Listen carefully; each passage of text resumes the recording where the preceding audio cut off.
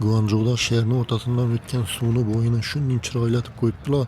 Hozir birini tabiatini sizlarga ko'rsatib o'taman. Biri har xil daraxtlarni, har xil gullarni ekib qo'yibdilar. Suvni bo'yini hamma yeri yeşil zona. Piyoda yuradiganlar uchun, yuguradiganlar uchun отдельный yo'lak. Velosiped haydaydiganlar, skuter haydaydiganlar uchun отдельный yo'lak etib o'tib qo'yibdilar. Odam o'tiradigan yerlari shunday chiroyli katta daraxtlar ekilgan, soyasida o'tirib dam olib ketsangiz bo'ladi. Hamma yeri taptaza, bir musor görmeysen içerisinde. Guangzhou'nun havası issiq nem hava. Shuning uchun bu yerda daraxtlar, gullar hamma yeşil bo'lib turadi. Qozonda yugurmakka, geçte piyoda seyir etmekka dim zo'r yer. Bizani Urganchda ham sherning o'rtasidan Shovot kanali o'tgan.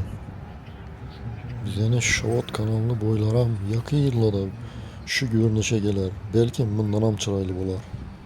Urganch shahar hududundagi Shovot kanali ustidan 5 tane mashinalar uchun ko'prik, 2 tane piyodalar uchun ko'prik o'tgan.